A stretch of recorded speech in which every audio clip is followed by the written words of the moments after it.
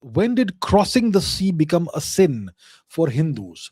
It is said that Ramanujan was not ready to cross the sea, even though we already had sea routes for trading with Africa, Middle East, Europe, etc. And we had navies like the Marathas and the Cholas. So, was this taboo thing real? Or if so, why did it start? I'm not sure I have seen any research paper or book that deals with this taboo. So the taboo seems to have been real in the last couple of centuries, maybe last few centuries. That if you lost, I mean, you became an outcast or something, you would have to be shuddhified or something if you cross the sea. That sort of taboo did exist in the past few centuries, clearly. And that is so strange because India was a maritime civilization. When when Rajendra Chola crossed the sea and conquered Sri Vijaya, did he break some taboo? No. Nobody said a thing about that, right? He did cross the Indian Ocean, the Eastern Indian Ocean, the Bay of Bengal. He went all the way to Sri Vijaya, which is Indonesia present day. He conquered the place and he set things in order over there and he came back. There wasn't there was no problem at that time. Indians arrived in Australia 5,000 years ago, 4,500 years ago. They obviously arrived by sea. We know that the genetic footprint is still there among the native Australian populations. So Indians crossed the ocean almost 4,500 years ago. And that is not just Indonesia, that's all the way to Australia, northern Australia. Indians have had a presence in Eastern Africa for centuries, thousands of years essentially. East Africa. If you look at East African culture, the kind of clothing the people wear, especially ladies, it's very similar to what you have in Gujarat, the Gujarati textiles. If you see the cuisine of places like Kenya, Tanzania, etc., it's very Indian influenced cuisine. And you have communities of Indians from Western India who have been living in East Africa for centuries, if not millennia. Vasco da Gama, when he reached there, he was able to reach India because he was guided by an Indian sailor. So Indians were thriving in East Africa. They would cross the ocean all the time, back and forth from India. They were trading, right? They were trading. So Indians have been crossing. I mean, when it comes to the oldest literature that we have in humanity, in human history, the Rig Veda, it speaks about ships with 100 oars.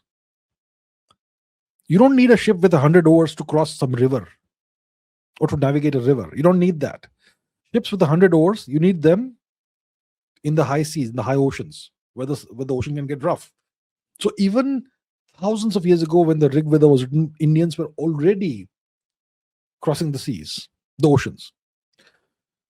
So now that we understand this history, that India has always been a maritime civilization, how did this extremely strange taboo become a thing in India? I'm not sure if it was a taboo all across India, but it certainly seems to have been in some parts of India. I mean, Mr. Mohandas Gandhi probably may have faced this taboo, and so did Srinivasan Ramanujan, apparently. So how did this happen is the question. Now, like I said, we don't have any research papers. No historian has bothered to look into this. So let's think about it logically. India was a maritime civilization. Indians used to cross the oceans. But something happened and this became a taboo. What happened is the question. Now, what is the clue that we have? What are the clues? The taboo is a recent taboo. Rajendra Chola crossed the ocean 1,000 years before today, roughly. There was no taboo then. So 1000 AD, no taboo. But 1900 AD, taboo. Something happened between 1000 AD and 1900 AD. What happened? I think we all know what happened. The most traumatic event ever. The foreign occupation of India, first by the Turks and then by the British.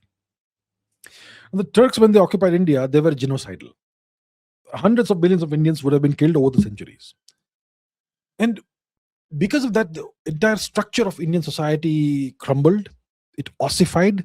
It was no longer able to evolve naturally, the way society naturally evolves. And because there was this constant threat of murder, genocide by the Turks, I expect that the men folk of families were expected to not go and cross the ocean. They were expected to stay back home and defend the family. Most likely that's what happened. When the nation is under foreign occupation, you can't go trading. You can't go and cross the ocean when your family is at risk. They are under the threat of the Turks. So maybe that's why the taboo became a thing. And that's why it was no longer seen as reasonable behavior for somebody to cross the ocean and to go abroad in search of whatever trade, adventure, whatever. It was no longer responsible behavior. And if you did that, you were no longer part of our community. You're gone, outcast. Maybe that's what happened. That makes sense logically, the way I see it. Okay.